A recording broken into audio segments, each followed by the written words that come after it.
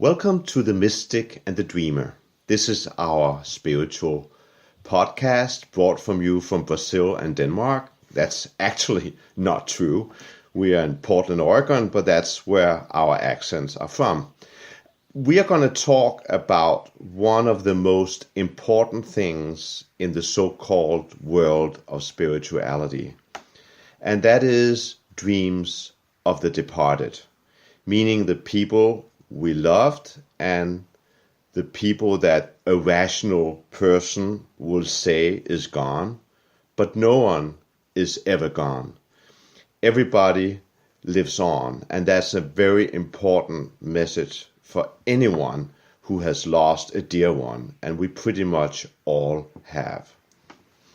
So my name is Peter H. Fugdal, and I'm here with Priscila de Macedo, and we are going to talk and give you some examples that we have experienced of people we dearly loved who came back to us in that zone between dreams and being awake. That twilight zone where you're half awake, that is, in a certain sense, reality. Well, thank you, listeners, for tuning in to us today. And I do want to say Merry Christmas and Happy Holidays to all of you that are listening. This is always a time where I think about the people that have passed and how they're not, they're no longer with us during the holidays. And of course, particularly this year, this doesn't happen every year for me, but for some reason this year I was a little melancholy when I was thinking about all the people that, like my grandmother and my uncle and my grandfather, even fur babies, the dogs that I had. It's just funny. And I kind of did go down this memory lane because the day before Christmas, I was actually looking at photographs and I came across old photos of me as a little kid, and one of my uncles that departed, he used to play Santa Claus for me, and so that brought back all kinds of memories. And I know that they are still with us. That's not something that I question. So that's why I know, especially in the spiritual realm, these visitations are as real as they get. I know this is a common experience to most listeners, where you have these dreams where you have your loved ones come in and everything seems as real as the now. It is so vivid, and they have these, you're sharing such a beautiful connection, and they look well, they're not ill or whatever it is, and you just know that you just had this great visitation from them. And so, that is where I think for me, I don't feel alone knowing that, all the people that have crossed over, we have such a soul connection with them that will never end. And it will continue through this life and the afterlife. I'm a total believer of that. But this is where we're going to talk about the dreams and the visitations of them. Yeah, because in a certain sense, I think that our relationships continue with the people who are dead. We're still learning from each other. In a certain sense, we're just in two different worlds. Needless to say, the people who are gone don't have a body anymore, but their souls are still there. And at times, they are with us, especially at times that are extremely important in our lives. But I would like to start by telling you a story about what happened when my mother died. I was very close to my mother, even though I had periods where I didn't see her a lot. And my mother had the kind of death that you wouldn't want from your worst enemy. She died of cancer during a period of 4 years. And you can't help asking yourself that why does a beautiful person like her, who was very, very giving and very, very generous towards others, why does she have to suffer so much? I actually, through that process, understood the advantage of having a family member who dies slowly. And I also found that my mother grew tremendously in that period, and in a strange way wouldn't have wanted it any differently. So she had cancer, and she had cancer 4 places, and this was in Copenhagen, Denmark. And it's an interesting story in the sense that her cancer was treated at 4 different hospitals. She had lung cancer. That was treated in one hospital that was an expert on lungs. Then she had blood and liver cancer that was treated in 2 or 3 different hospitals. So she was actually cast around between these hospitals. And as I said, it was a nightmare for her. But what was so interesting to me was that my mother, who had been an incredibly anxious woman who was deeply, deeply scared of death all her life, actually became more and more peaceful during that period. And I also understood that a slow death that seems sadistic and seems atrocious and seems awful and, make you hate God, or just the arbitrary way a life is, to me actually started to make sense, because it also helped my mother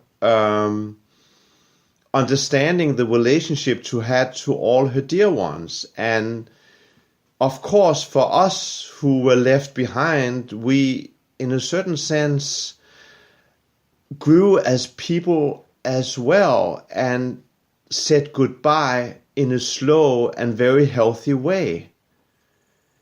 So there's actually an advantage to that, both from the person who suffers with a slow cancer and for those who are left behind. So she went into death the way you're supposed to. Peaceful, understanding that it was only her body that was going to disappear, that she would live forever. She did have that spirituality, but she went in without any fear. And 2 months before she died, I had a very long conversation with her. Since I'm the most emotional and spiritual in my family, we could talk about everything. So we planned her funeral down to every little detail.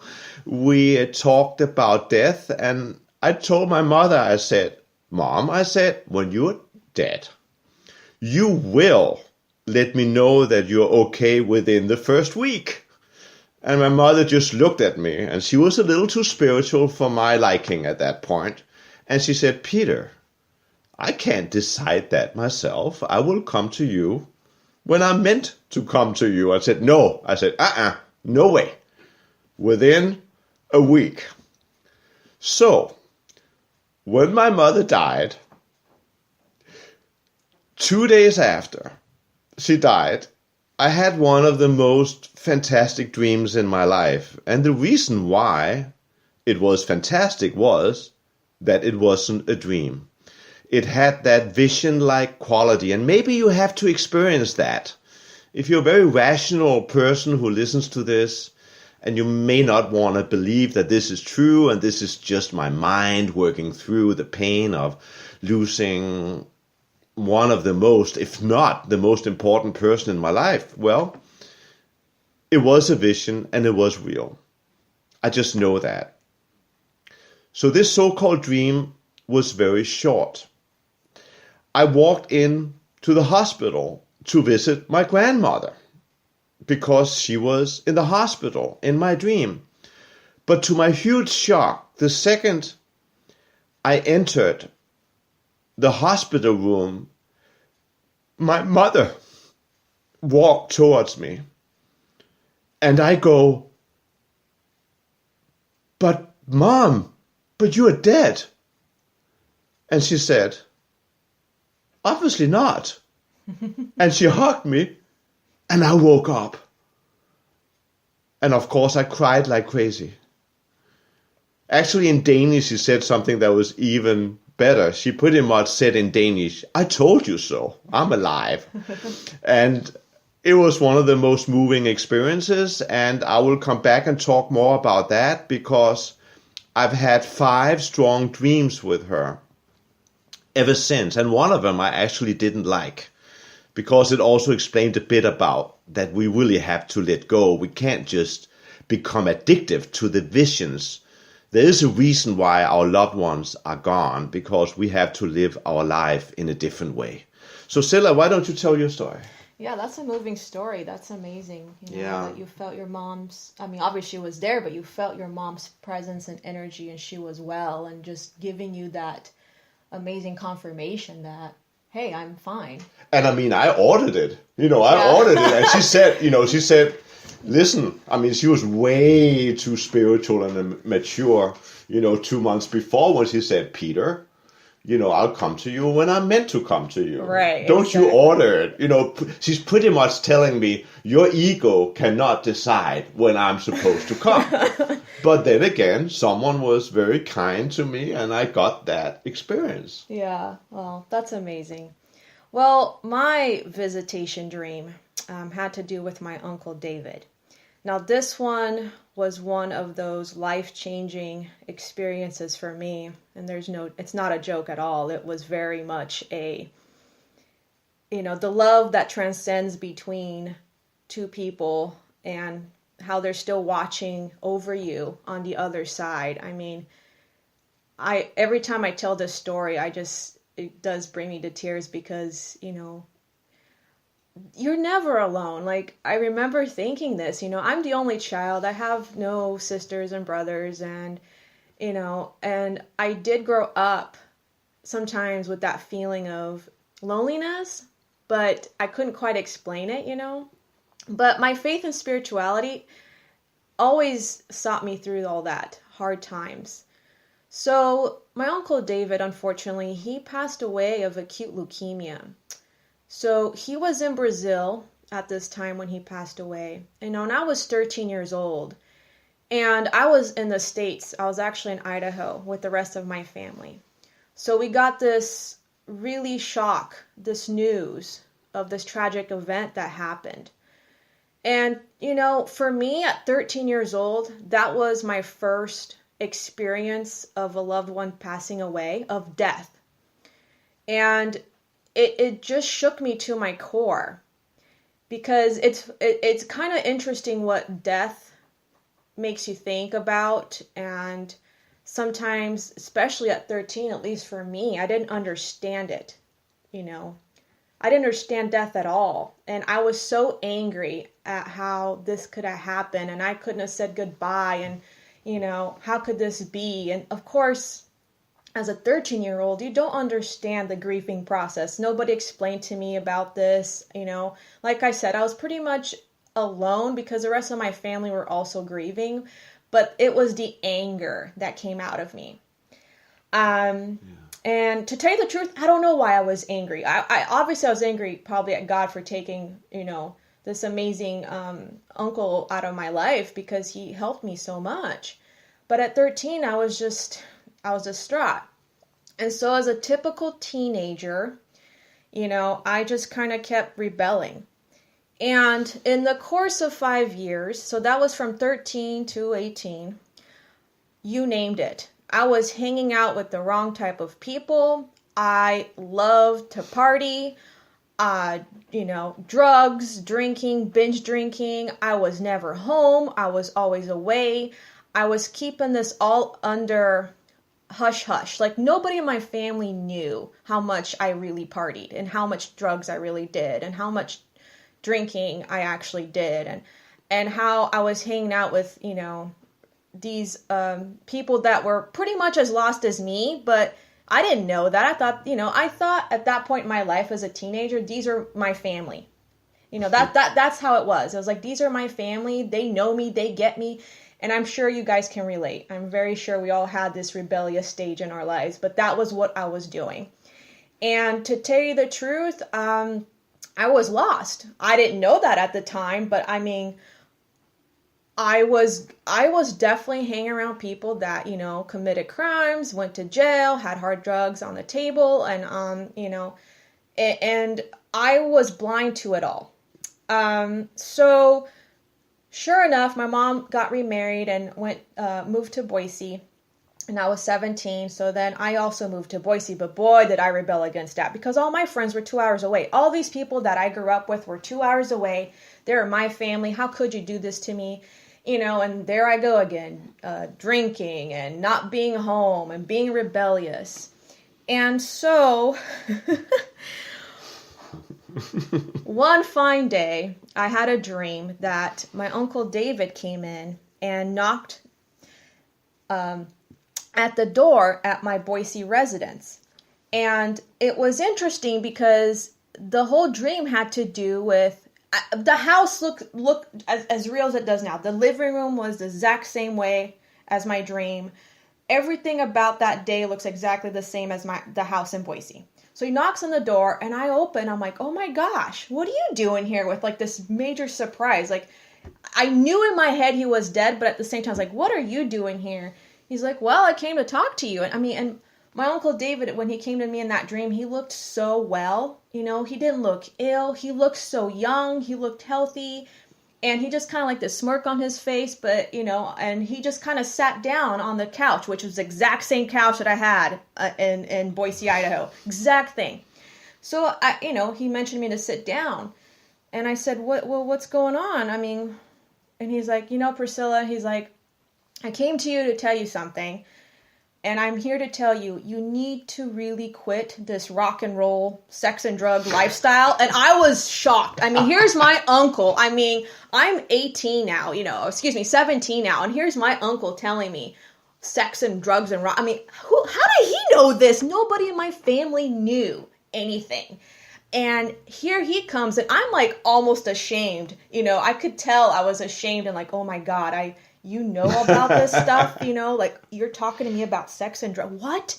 And he's like, no, I'm here to really tell you, if you keep going the way you're going, the way you're going to end up is not good. I want you to stop and rethink what you're doing. So of course I was more in shock and embarrassed than anything in that dream than I was actually like, oh my God, you're here. It was like more of obviously a warning, right? Yeah, totally. So, a warning from heaven. Yeah, I woke up thinking, well, that was weird. That was really strange. But I tell you what, as real as me walking to that living room and looking around and saying, well, where's David now? It looked exactly like everything. And I was like, okay. So, that dream stayed with me for a while. But it was not till my birthday, when I turned 18 years old, that I was at a party in Twin Falls, Idaho. And, so many people at that house drinking and drugging. And, it was 30 people plus. And the neighbors obviously were not happy. So the neighbors called the cops. And the cops came, and I was outside with a beer in my hand. And you think I would drop the beer and run. But no, Priscilla ran with the beer in her hand. Like, whatever. Totally amateur move on my part. But the reality of that is Priscilla got caught. Priscilla got caught underage drinking. And the cops caught me and, of course, handcuffed me. And it's hilarious because I tell you this now because half of the family members that are probably listening don't even know this story. This is how deep in my psyche it's been, but it's also the reality. Now they know. Surprise! But anyways, so that was it. I got handcuffed, and there goes that. I just turned 18. This is not juvenile court. This is Priscilla might be going to jail. This was really bad. So to tell you that I was pretty much with the cops for 2 hours outside because this party was so big and all the stuff that was going on. My mom was 2 hours away. So I was that kid that unfortunately my mom got a call at 3 a.m. from a cop. can you imagine the horror of getting that phone call thinking the worst of the worst? Like your daughter got in a car accident, your daughter's dead. I mean, my mom was thinking all of that. She had no clue what happened to me. Yeah. So when the cop told her, what happened, that honestly, for the grace of God, I got let go that day. I didn't go to jail, but I obviously had to go to court. So that was a whole nother story. But, that whole day on my birthday, it did dawn on me, especially after being handcuffed for 2 hours and then your mom, yelling and crying to you over the phone that how dare you did this and what were you thinking, that dream came full circle. I probably didn't take it as a warning, but now I learned that lesson loud and clear, and that dream came to me like, oh my gosh, my Uncle David totally warned me of this. And I knew, I'm not joking when I say I quit all the drugs, literally on one of my 18th birthday. I quit. I didn't do any of that. I knew I shouldn't be hanging around these people anymore. I was not heading in the right track, whatever that meant in my life. I knew that was not where I was meant to be. And so till this day, I'm so thankful that he had, that love as a father figure for me to come in and warn me about, hey, I love you dearly, but you're heading the wrong direction here. And I'm trying to warn you about this, I hope you take to heart. And of course, we all have our free will, and of course, at me at 18, I didn't know, but it's true. He did warn me, and it did honestly change my life. But day. I also think it's extremely important to realize that our loved ones who are departed know what we are up to. They know what's happening in our lives. I think that the dead, the so-called dead, can be gone for a while, but at one point they are back and they will know everything that has happened in our lives. And I often think about that because, we all of us have heard ourselves say things like, I wish my dad was here now. I wish my mother was here to see that I got that kid. I hope they're proud of me, but they are.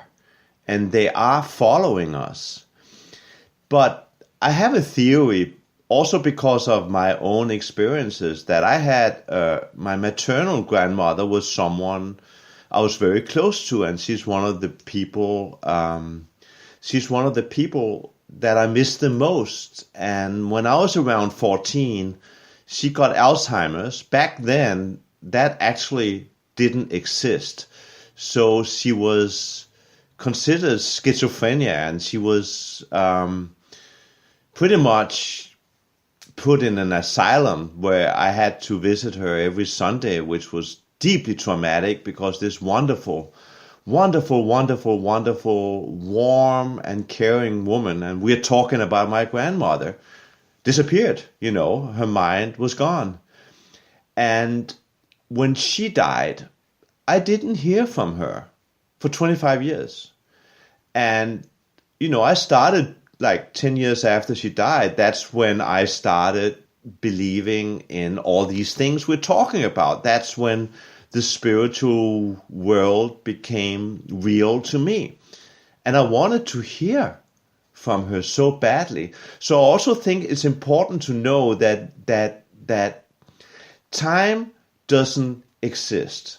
So if somebody has had a death where they were unconscious, it might take a little longer before they come back and we get that contact that we would like so much. So I told you initially that with my mother, I heard from her after 2 days. And my grandmother, I heard from her after 25 years. And that dream I remember. And at first I didn't understand how great and fantastic a dream it was, because it had that absurd dreamlike quality. It didn't really have that vision, the sharpness of a vision. I dreamed that my grandmother stood in the dark, and then she danced out almost farcical into the light. And then she danced back into the dark, like back and forth, like some kind of theater play.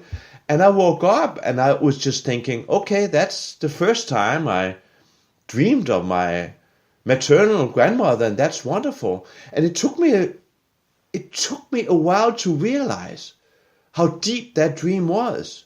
This was a woman who still somehow went from the dark and into the light. And whatever that means, because she was a light person. But she left this life with some deep traumas that were never worked through.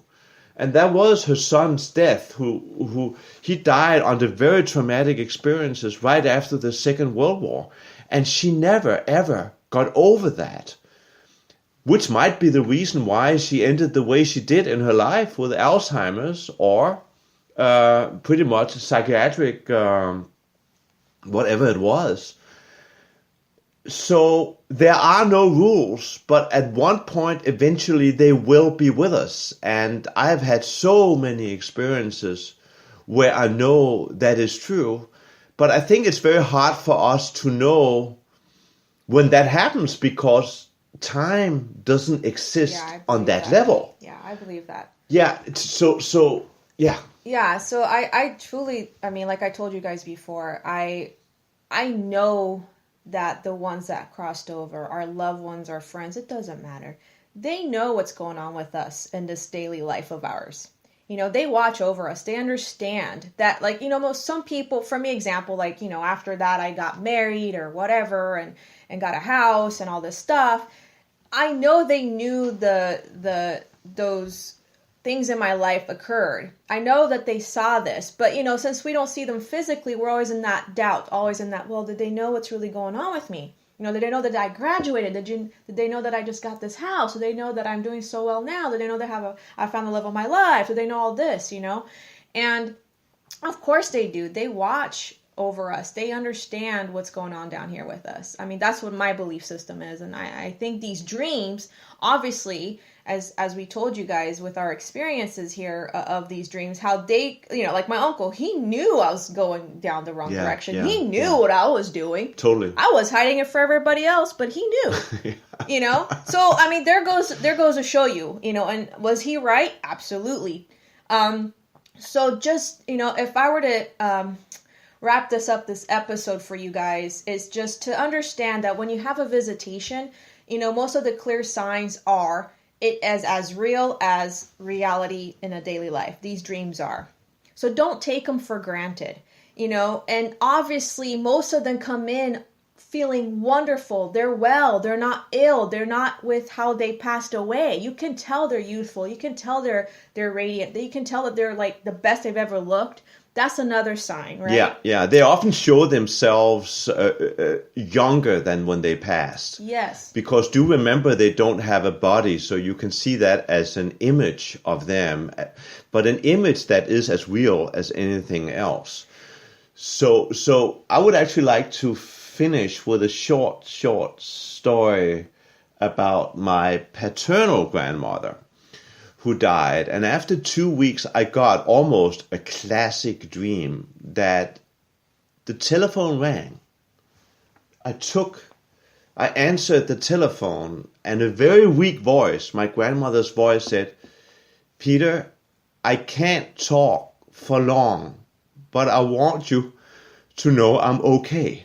Oh, that's and cool. that second I woke up. And that is, I think, the classic dream that you wish that everybody could have. And in a certain sense, I think we all get those.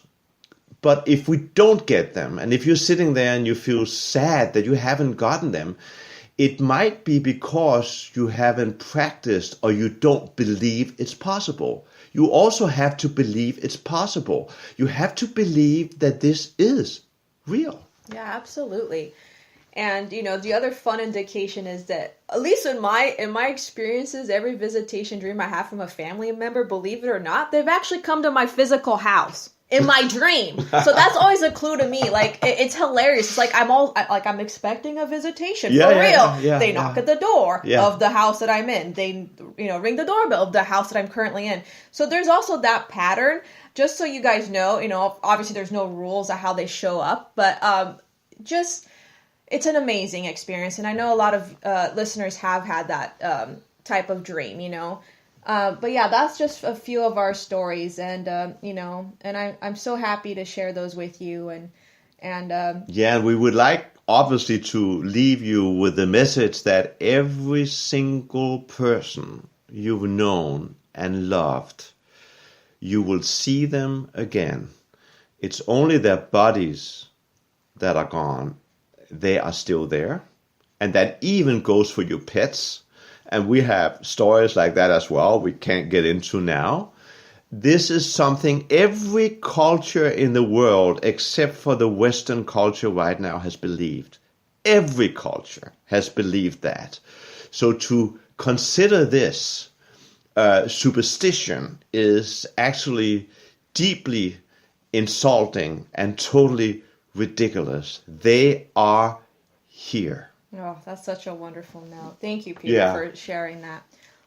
Well, thank you so much for listening in to us today, and I'm sure we will be back. Of course, we will with the next episode, but with something different. Yeah. And as you can tell, we don't know yet what it is. Yeah, exactly. Take care. Thank you. Take care, guys. Bye.